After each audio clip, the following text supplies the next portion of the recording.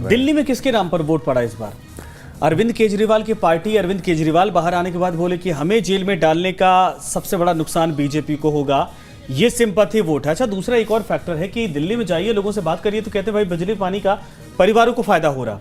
विधानसभा चुनाव में इसीलिए एक तरफा जीत मिली थी आम आदमी पार्टी को, लेकिन जो अब नंबर आया वो तो साफ तौर पर दिखता है कि ना अरविंद केजरीवाल के जेल जाने से लोगों को असर पड़ा है, ना बाहर आने से असर पड़ा है। दिल्ली के मामले में नवीन जी आपको बेहतर बताएंगे क्योंकि दिल्ली के ही रहने वाले हैं, लेकिन मैं एक छोटी सी बात जोड़ देता हूं कि दिल्ली का केस ना बड़ा एकदम क्यूरियस केस है।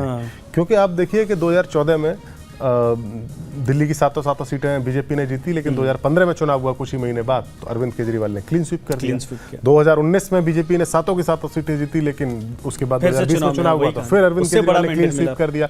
तो दिल्ली का वोटर मुझे लगता है कि बहुत ज्यादा चतुर है और बहुत ज्यादा वो अपने इश्यूज को लेकर सेंसिटिव है। उसको पता है कि कौन से मेरे इश्यूज जो है विधानसभा चुनाव में मुझे उन पर फोकस करना है और कौन से इश्यूज को लेकर मुझे लोकसभा चुनाव। नवीन जी अब विस्तार से समझाइए। क्या है कि सुमित ने आधी बातें तो क्लियर कर दी कि दिल्ली का वोटर जो है कितना ज्यादा चपल है। अब नुकसान उसको इस बार क्या झेलना पड़ रहा है कि कांग्रेस पिछली बार लोकसभा चुनाव में आम आदमी पार्टी से ज्यादा वोट लेकर के आती है, सेकंड नंबर की पार्टी रहती है, और जबकि विधानसभा चुनाव में कांग्रेस थर्ड नंबर की पार्टी होती है।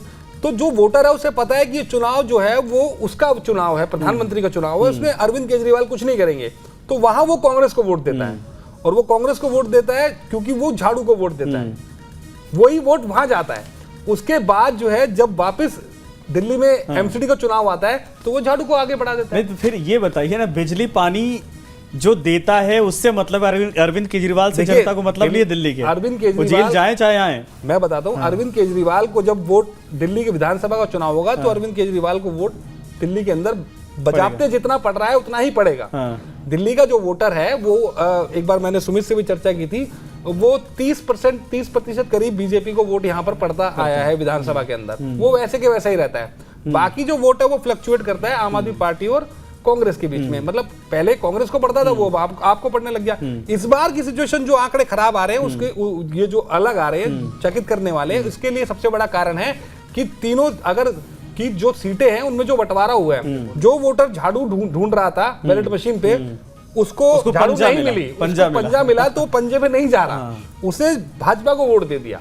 और जिसको कांग्रेस और आम आदमी पार्टी का वोट एक दूसरे को शिफ्ट नहीं हुआ, खासतौर से झाड़ू का वोट जो है वो कांग्रेस को शिफ्ट नहीं हुआ।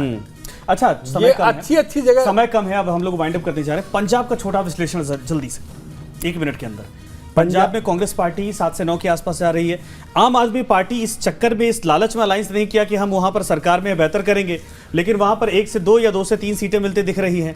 बीजेपी का खाता 1 से 2 सीटों पर खुलता दिखाई दे रहा है, अकाली दल भी कुछ सीटों लालच नहीं था, वो इनकी रणनीति थी कांग्रेस और आम आदमी पार्टी की, पक्ष में भी आप रहे हैं और विपक्ष में भी हम रहे हैं। यानी दोनों इंडिया गठबंधन की पार्टी, अगर लोग सरकार को वोट देना चाहें तो भी वो इंडिया गठबंधन के खाते में जाए, और विपक्ष को वोट देना चाहें तो वो भी इंडिया गठबंधन बंगाल में रहा, वो रणनीति। ठीक है सर, ये हो सकता है।